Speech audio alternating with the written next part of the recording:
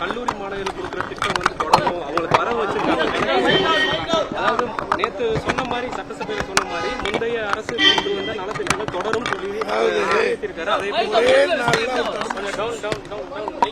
முறையா வந்து சட்டசபையில் மரபு என்ன எதிர்கட்சி பேசுறதுக்கு உடனடியாக ரிப்ளை முதலமைச்சரோ அல்லது ஃப்ளோர் லீடரோ அதை சொல்றதுக்கு விட்டுட்டு யாரோ எழுதி கொடுத்த அறிக்கையை பின்னாடி வெளியிட்டார்.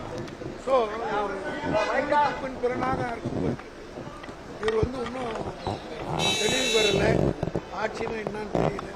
அதனால அவர் தெளிவான முடிவுக்கு வரணும்.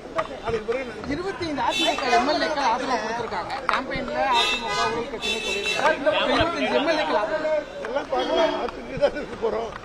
அதாவது தூய்மைன்னாரு ஆரம்பமே தூய்மையற்றதுல ஆரம்பிச்சிட்டாரு. அதிமுக இரண்டாவது பிளவுபடுமா சார்? நீங்க தான் முடிவு பண்ணுங்க. ரெண்டா பிரிஞ்சாதான் இருக்கு. வர்டிகல் ஸ்பிளிட்னு வந்திருக்கு. பேசும்போது திமுகவானது அஇஅதிமுகவுடன் கூட்டணி வைக்க முயற்சி பண்ணது சொல்லிட்டு குடிச்சாட்டு. ஏங்க நாங்க கூட்டு வைக்கணும்னு பகிரங்கமா சொல்லிட்டு போறோம். நாங்க யார்கிட்டயும் பயப்பட வேண்டிய அவசியம் இல்லை. ரெண்டு அமைச்சர்கள் எங்களிடம் பேசினாங்க, ஆதரவு தெரிவிக்கிறேன்னு சொன்னாங்க சார். அது யார்? ரெண்டு மந்திரியா? ரெண்டு அமைச்சர்கள் எங்கிட்ட மந்திரியா? திமுக அமைச்சர்கள் முன்னாள் அமைச்சர்களா? அவங்க கிட்ட யாருன்றது ஒரு பேரை சொல்லிட்டோம், அவங்க பதில் சொல்லுவாங்க. விசிக தலைவர் திருமாவளவன் அவர்கள் முதலமைச்சர் திட்டமிடலாம் இருந்ததுன்னு சொல்றாங்க. அப்படிதான் பிளான் இருந்தது அதிமுக அதெல்லாம் தவறுன்னு சொல்லிட்டு நம்ம ஃப்ரம் டே ஒன் நான் முதல்ல சொல்லிட்டேன்.